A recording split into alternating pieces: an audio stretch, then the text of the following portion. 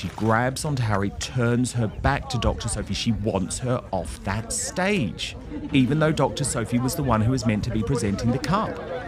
Meghan is trying to actually have the photo without Dr. Sophie at all. Sophie Chandauka is finally getting her revenge on Meghan Markle. And trust me, the breakdown in the relationship between the Sentebale charity and Prince Harry is as a direct result of the fake Duchess who did bully Dr. Sophie, who was jealous of Dr. Sophie, and who felt that Dr. Sophie was a fundamental risk to her marriage. Because if someone with the brains and the balls and the articulate nature of Dr. Sophie Chandauka was prepared to tell Prince Harry the truth about how Meghan Markle had destroyed his brand, that proposed a fundamental threat to the marriage. But what I love is that Harry, who has been the most litigious bloke, the most desperate purveyor of libel tourism, of hating the disunited kingdom, but using our courts to pursue his ludicrous and vindictive battles against everyone from Piers Morgan to his ex-fling Charlotte Griffiths. I love the fact that Dr. Sophie Chandauka said, well, if it's good enough for thee, it is good enough for me. I am suing your ass, Harry. Personally, it's not a path that I've wanted to go down because I think this type of spurious lawfare is absolutely stressful, terrible for people's mental health, terrible for the court system, a huge waste of money, a huge waste of resources, a huge waste of people's time. That is my personal view. However, do I understand why Dr. Sophie has said, mate, you literally tried to destroy my reputation, destroy my life, destroy my career. I've got the receipts and I'm coming for you like you've come for everyone else. Do I understand that motivation? Yes. Am I here for it? Yes. Am I going to be chomping on the popcorn? Absolutely. And today we have the video that first showed the real breakdown between Meghan Markle and Dr. Sophie Chandauka. We've never seen it in full, and it is a sight to behold. But first I want to show you what happened the moment really we came off air on Friday, and this news broke on Sly News. The charity Sentebale, co-founded by Prince Harry in honor of his late mother, is now suing him for libel. Harry co-founded the charity in 2006 to help young people with HIV and AIDS in Lesotho and Botswana. Following a high-profile dispute with the charity, Sentebale has lodged a defamation claim last month at the High Court. There were no details as to what the lawsuit actually involved. It immediately made the front page of the Daily Mirror newspaper. And then the Sentebale statement dropped. And I was like, oh, yes, this is great. As the bear alone put it, meow, meow. Let me read it to you. The board and executive director trust that those who believe in Sentebale's mission will understand why this legal action, whilst difficult, was necessary and important, and will continue to stand with us as we focus on the work ahead.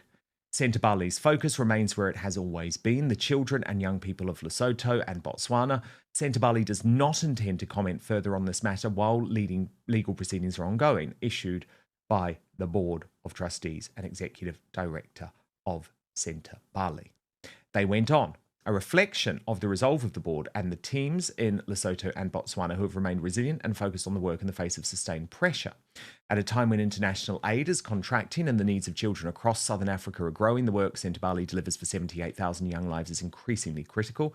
The charity should not continue to use its resources to manage and address the damage this adverse media campaign has caused its operations and partnership. This must stop. The board and executive director have taken this legal action to secure that protection. The costs of doing so are met entirely by external funding, and no charitable funding has been used. Sentebale has experienced the adverse media campaign as false narratives circulated through the media about the charity and its leadership, attempts to undermine its relationships with staff, existing and prospective partners, and the forced diversion of leadership, time and resources into managing a reputational crisis not of the charity's making. And again, I think that is totally fair enough.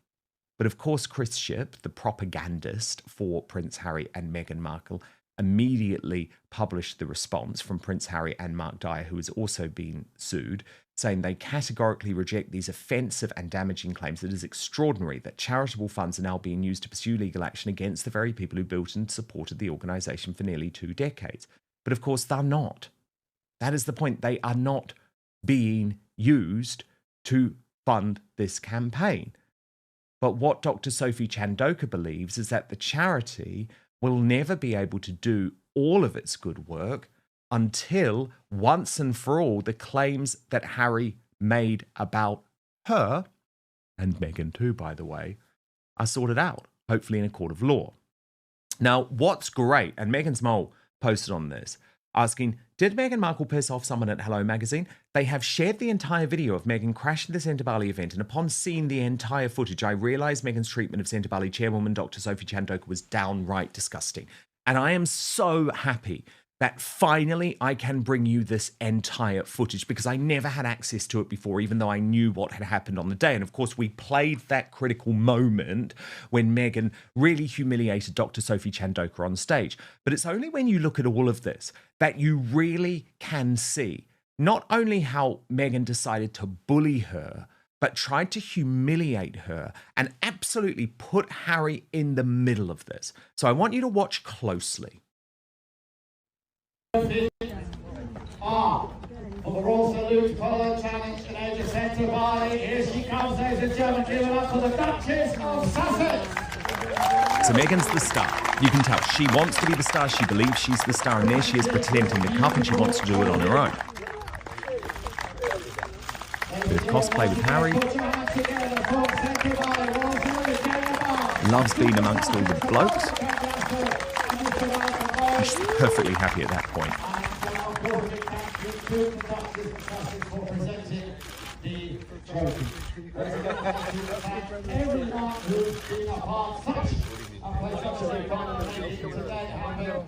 And then comes Dr. Sophie in her formal role.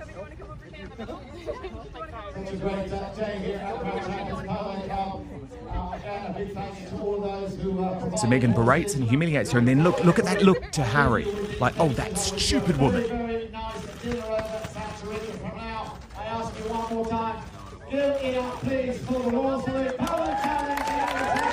And again, she looks to Harry and then glares at Dr. Sophie. What are you doing here? And she grabs onto Harry, turns her back to Dr. Sophie. She wants her off that stage, even though Dr. Sophie was the one who was meant to be presenting the cup. Meghan is trying to actually have the photo without Dr. Sophie at all.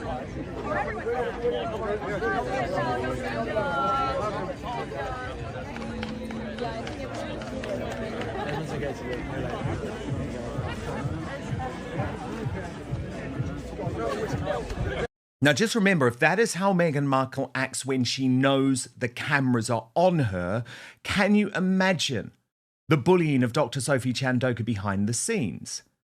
Of course, the Sussex squad are a huge part of all of this too. And for a long time, I have determined that the gang of internet trolls, the worst gang of internet trolls in the history of the online world, are effectively given permission by Prince Harry and Meghan Markle to do what they do. There has been ample opportunity now for years for Prince Harry and Meghan Markle to disown these trolls, to say that these trolls must stand out. And we've had multitudes of examples where they have done this. Of course, the most egregious being the fact that even today, Meghan Markle's Sussex squad leaders continue to suggest that Catherine, the Princess of Wales, faked her cancer diagnosis. And Chief Lieutenant of the Sussex squad, Zandy Sussex, has been given a ticket to Meghan Markle's Her Best Life event in Australia this week, despite this post on X just last week. And Matt Donnelly, who was the Variety reporter who had previously interviewed Meghan Markle and then last week exposed what had really gone on between the Duchess and Netflix, posted after Dr. Sophie's lawsuit was revealed, Interesting that an onslaught of cyberbullying came down on the charity Prince Harry co-founded after he bailed. Coincidentally, my mentions have been a cesspool of delusional Sussex supporters attacking my credibility, appearance, sexual orientation, and more. I wrote a deeply sourced account of their abject failure to produce anything meaningful for Netflix outside of their martyrdom campaign and leaving the royal family. Now, isn't that just so telling? That it doesn't matter who the Sussex squad are targeting. It can be a gay man, it can be a black woman, and they are going to go for the lowest common denominator. Yet Harry and Meghan have the cheek, have the front, even today, to lead campaigns trying to ban social media altogether when their trolls act on their behalf. So I repeat, even though I very much believe that this type of lawfare is a waste of everyone's time, Harry deserves this because Harry has unleashed it on so many others, including myself. And I know what it's like. And I would have beaten him in court and kicked his ass in court. And of course, I was prepared to give evidence until he dropped the case at the last moment. The problem he's got with Dr. Sophie Chandauka, though, is that this is a woke woman by all intents and purposes. This is someone who is on his team. And she's also highly articulate, incredibly professional, and against all odds has kept Sentebale going without its star. And remember, during that appearance with Trevor Phillips, she was always clear about the impact of Harry unleashing what she described as the Sussex machine. The only reason I'm here, Trevor, is because at some point on Tuesday, Prince Harry authorized the release of a damaging piece of news to the outside world without informing me, or my country directors, or my executive director. And can you imagine what that attack has done for me, on me, and the 540 individuals in the Sentebale organizations and their family? That is an example of harassment and bullying at scale. And so if the world didn't want to believe that there's such a thing as bullying, this unleashing of the Sussex machine on me and the 540 employees at Sentebale who received this and have had to defend it. By the way, when you say the Sussex machine, what are you talking about? The PR machine that supports Prince Harry's efforts.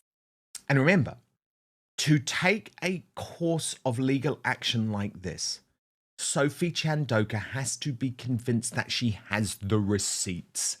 And remember, during that appearance on Sly News, not only did she speak about Harry's bullying and Harry's harassment, she insisted that she has the documentation. What happens when a story that's been quietly building behind the scenes suddenly explodes into the public spotlight?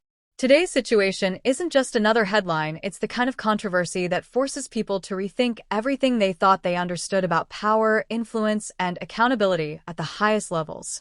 Because when legal action enters the picture, it usually means one thing: something serious has been simmering for a long time.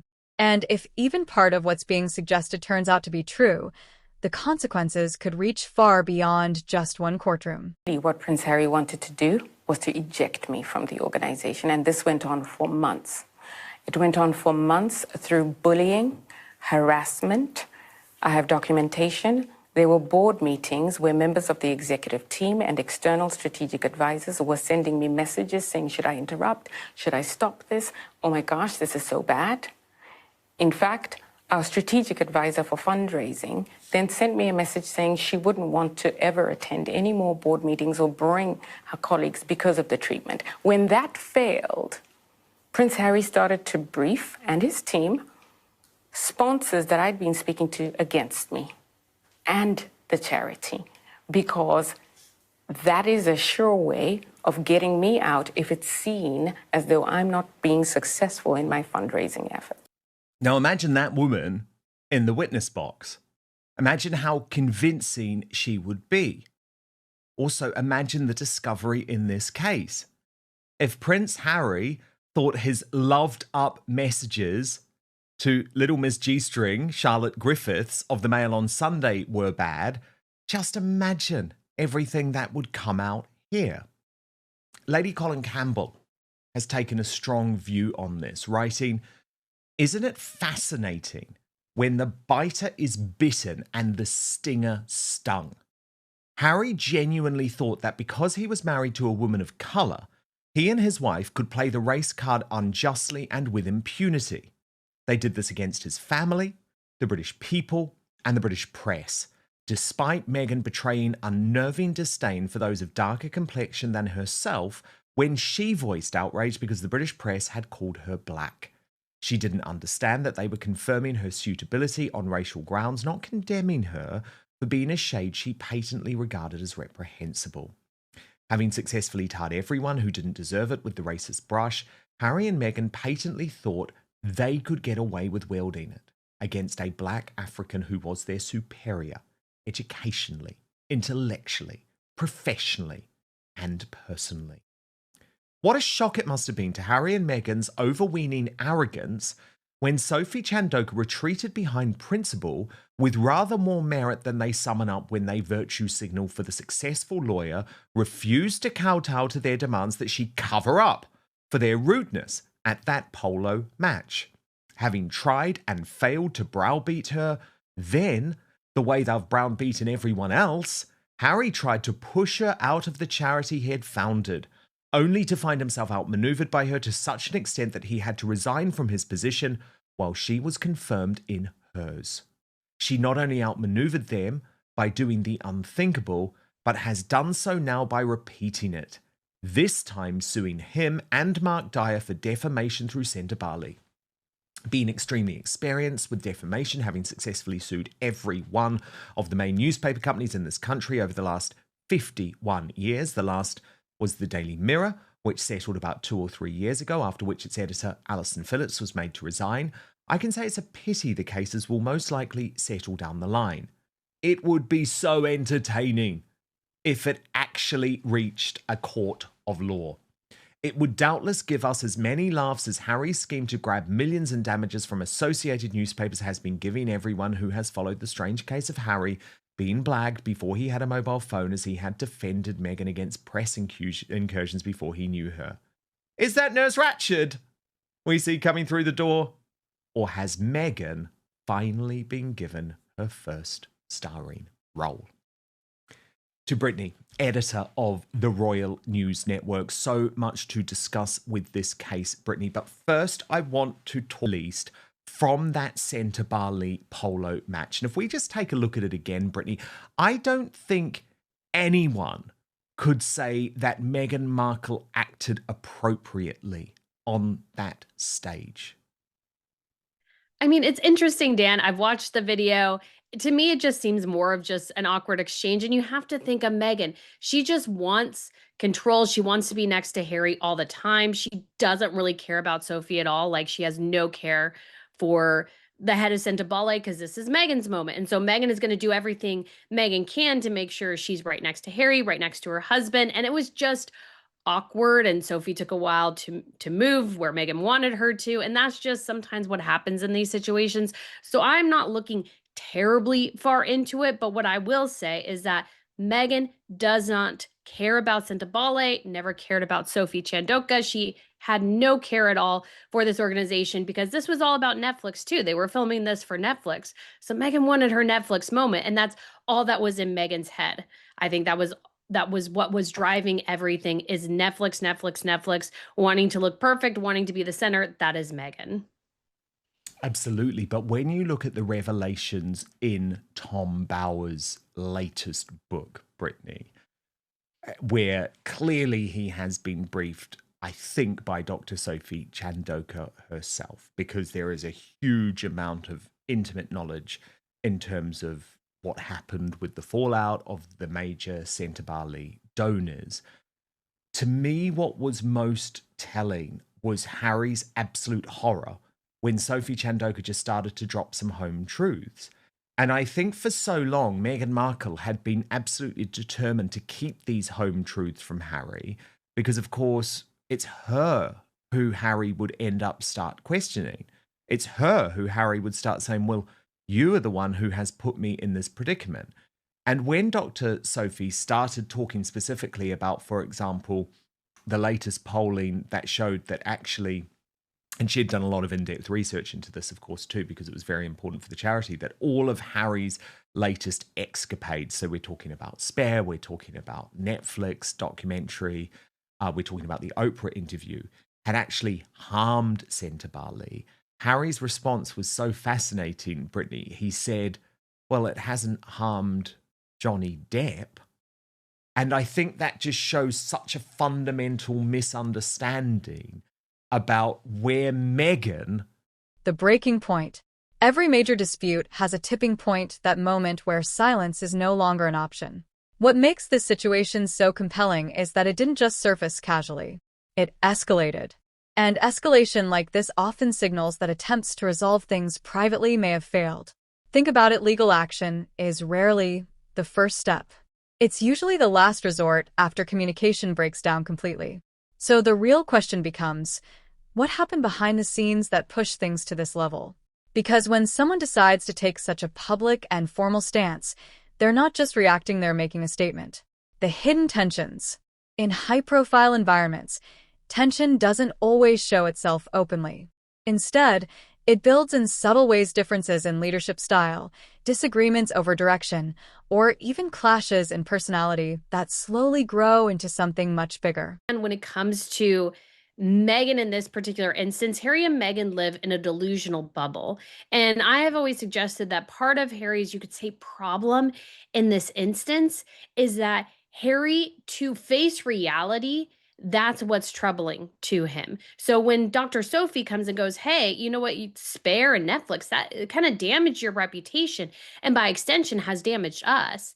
That's hard for him, not just because of Meghan in particular, but because then Harry would have to realize that Harry's problems are the result of Harry's own actions. Because what I think drives so much of Harry is believing everything that's happened to him that's negative is external. It has nothing to do with him and his behavior and everything to do with people outside of that.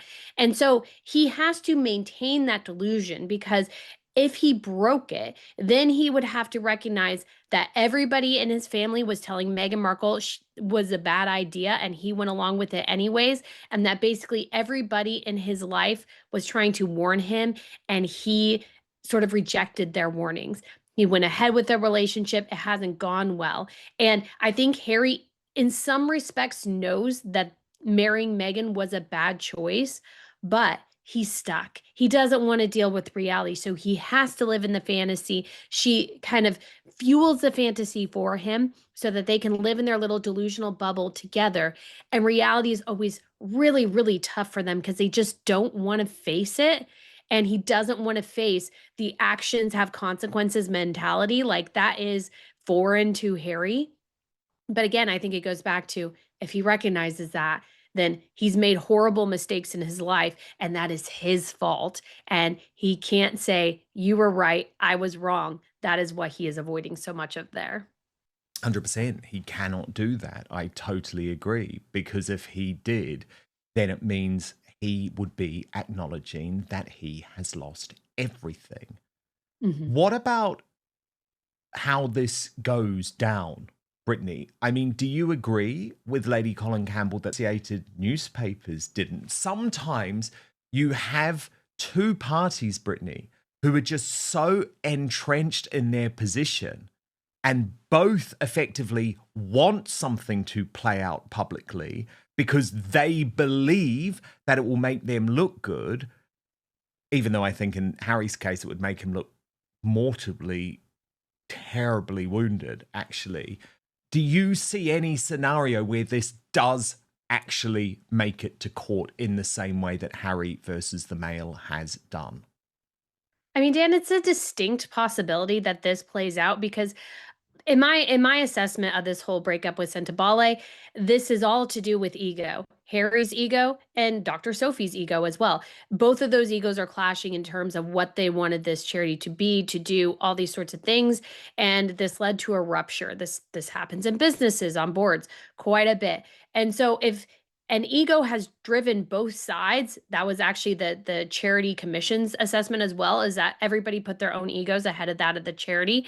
And so I could definitely see that continuing into this trial. I mean, the smart thing to do was would be to settle. I actually think the smart thing to do would be to not bring up the case at all. I understand the desire to, let's say, prove a side, but these things just usually never go the way people want them to do. And unfortunately, even if the case is not, the money for the case is not being taken from the coffers of Sentebale, the time and energy and effort of the board will be wrapped up in the case rather than wrapped up in helping the people on the ground. I think this will dissuade further potential donors from the organization, to be quite honest. And honestly, I think despite Harry being ousted, despite the charity continuing, I think it is still really struggling. And I think that goes back to years and years of mismanagement, both by kind of Harry's peripheral involvement and then obviously the people on the ground as well. Everybody has contributed, I think, to this breakdown and this collapse of the charity.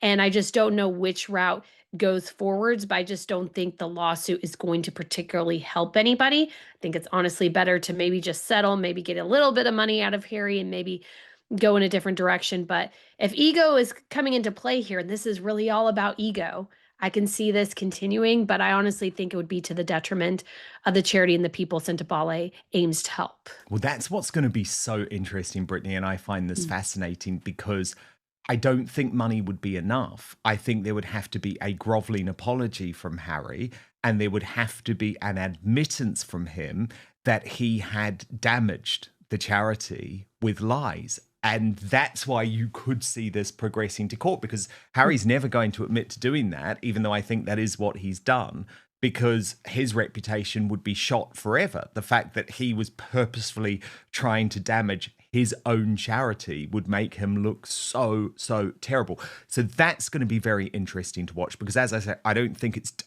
this is just a money play.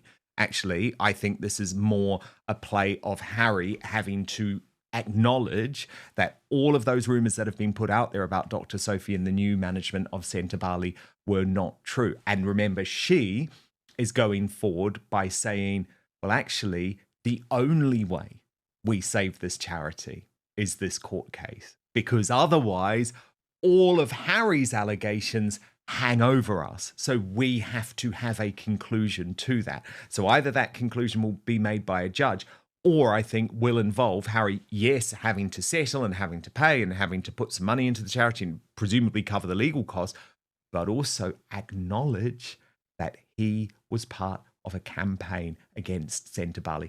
Honestly, it is gross, it is grim, but Brittany, if anyone deserves it, it's the man who has used libel tourism to try and destroy people's lives and careers, innocent people, by the way, over the past 10 years. So we will watch this case develop very, very closely. Brittany will obviously do so at the Royal News Network, which you must subscribe to on X and YouTube. And I will do so here on Outspoken. Thank you, Brittany.